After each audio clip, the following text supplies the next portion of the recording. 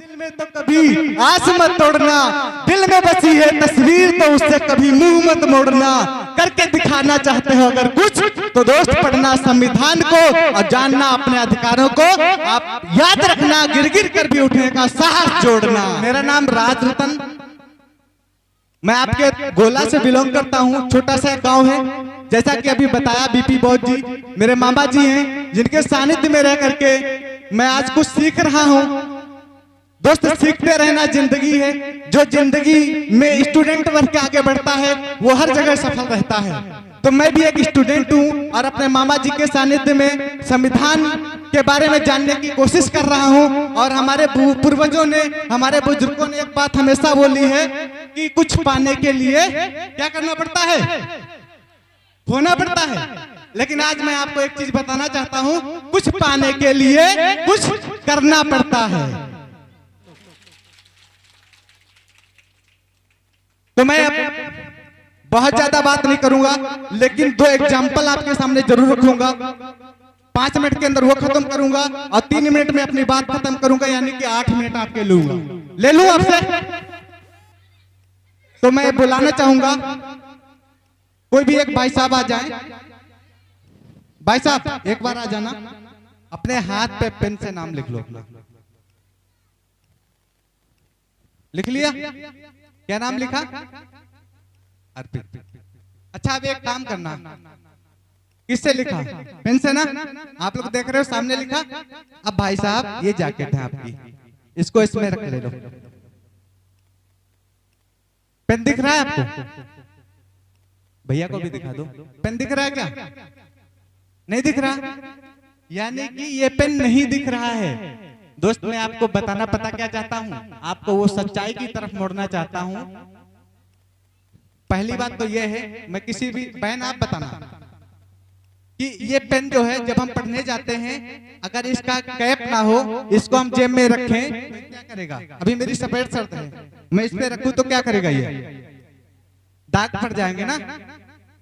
यानी कि हम इस पेन को अगर इसमें ढक्कन नहीं लगा है तो इसको फेंक देंगे।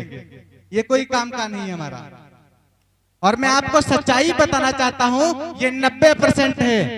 लिखता ये है, घिसता ये है, स्याही इसकी खत्म होती है, थकता ये है, लेकिन भाई साहब कैप कहां? इसको बंद करो। बाद में बात आती है, भाई साहब इसको पेन को लगाओ। क्या दिख रहा है? ढक्कन। यानी कि कहने का मतलब दोस्त ये है, लिखता ये, घिसता ये, खत्म इसकी स्याही होती है, लेकिन शाम को विराजमान ये। अब आपसे बोला जाए कि इस कैटेगरी में जाना चाहोगे या इस कैटेगरी में? बोलिए, ढक्कन की तरफ जाना चाहोगे या पेन की तरफ? सबसे पहली बात मैं आपको ये बताना चाहता हूं कि दोस्त हर इंसान के लाइफ में एक गुरु होना जरूरी है। और गुरु की बात आती है तो आपको संविधान का पढ़ना जरूरी है, क्योंकि सारे अधिकार वहां पे दिए गए हैं। और जिस दिन से आपने संविधान को पढ़ लिया, मैं गारंटेड और पूरे वादे और दावे के साथ कह सकता हूं, उससे बड़ा आपके लिए कोई गुरु हो ही नहीं सकता। सही है सुनो? और अपने अधिकारों को जानना है और वो लोगों तक पहुंचाना है। ठीक उसी तरीके से एक एग्जाम्पल और मैं भैया से ही करना चाहूंगा। भैया एक नोट, इसको मोड़ दो, जितना मोड़ पाओ मोड़ो, बस इसको तोड़ना मत, वरना आपसे पड़ेंगे 1000 रुपए। जितना मन का है मोड़ दो, जितना जैसे चाहो इसको तोड़ो, फटना नहीं चाहिए बस, वरना पड़ जाएंगे 1000। मोड़ दिया, सीधा करो। कितने का नोट है? सीधा करो, बढ़िया, निशान ना बने। भाई साहब कितने का है? 500। एक चीज बताना, ये ज्ञान की बात है हर इंसान के। कोई पढ़ा लिखा है, कोई अनपढ़ है, कोई बूढ़ा है, कोई जवान है, कोई बचपन का है, कोई 55 का है। हर इंसान के लिए एग्जाम्पल बहुत जरूरी है। दोस्त अभी ये बताओ, कौन सा दिन आएगा कि ये 10 रुपए पे चलेगा? 500 पे चलेगा या 10 पे? यानी कि इसको चाहे जितना मोड़ो, चाहे जितना मरोड़ो, चाहे जितनी बार इसको तोड़ो, बस इतना है, इसको अलग मत करो, इसकी जान ना निकालो। ये कभी भी अपनी कीमत कम नहीं करेगा। और हर इंसान के अंदर मैं देख रहा हूँ, हर इंसान के अंदर कोई ना कोई क्वालिटी है, कोई ना कोई रुचि है, हर इंसान के अंदर अपना अनुभव है। और अगर वो अनुभव एक बार अपने अधिकारों की तरफ मोड़ दो, मैं गारंटी ले सकता हूँ हर इंसान सफल हो सकता है। तो बहुत बहुत धन्यवाद। कि पतझड़ सा कभी मधुमास बन सकती है, धरती की धूल उड़कर आकाश बन सकती है। मेरे दोस्त पढ़ लिया किसी ने अगर भीम के संविधान को, तो उसकी भी कथा एक रोज इतिहास बन सकती है। दोस्त मैं बात करता हूं एक ऐसे शख्स की जिसका नाम है रामजी राव, जो एक सूबेदार मेजर के पद पे तैनात होते थे।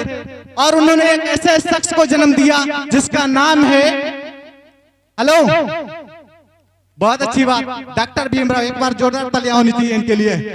दोस्त बहुत सारी समस्याओं को उन्होंने देखा जिसका नाम है डॉक्टर भीमराव अंबेडकर। बहुत सारी समस्याओं को सामना करके अपने एक बच्चे को पढ़ाया जिसका नाम है रामजी राव। बहुत सारी ऐसी दिक्कतें देखी जो अपने बच्चे को एडमिशन कराने जाते थे, लोग ठीक से नाम क्या, उनको अपने विद्यालय में घुसने तक की इजाजत नहीं देते थे। दोस्त नाम की बात तो अलग है, अगर कोई तैयार भी होता है तो उनको मजबूर कर देते हैं कि तेरे को इस क्लास के कहाँ पढ़ना पड़ेगा, क्लास के बाहर। आज कोई पढ़ता है क्लास के बाहर? नहीं। दोस्त वहां पे बहुत सारी मजबूरियां आई, वहां पे बहुत सारी दिक्कतों को उन्होंने देखा, बहुत सारी दिक्कतें झेली। खाने को खाना नहीं मिला, कभी पहनने को ठीक से कपड़े नहीं मिले, कभी उनको ठीक से रहने को घर नहीं मिला। दोस्त मैं आपको बताना चाहता हूं, अगर आप संविधान की तरफ मुड़ जाते हैं तो आपको दुनिया में कोई हरा ही नहीं सकता, हमेशा आप सफल बने रहेंगे। लेकिन उन्होंने उस समय एक जिद ठान ली थी कि आज मेरे को तो यहाँ पे विद्यालय क्लास के बाहर पढ़ने के लिए मजबूर करा जाता है, लेकिन एक दिन ऐसा लेकर के आऊंगा कि हमारे समाज में और हमारे इंडिया में, हमारे भारत में कोई भी एक ऐसा शख्स नहीं दिखेगा आपको जो क्लास के बाहर बैठ के पढ़ेगा। आज बताइए कोई पढ़ता है क्या?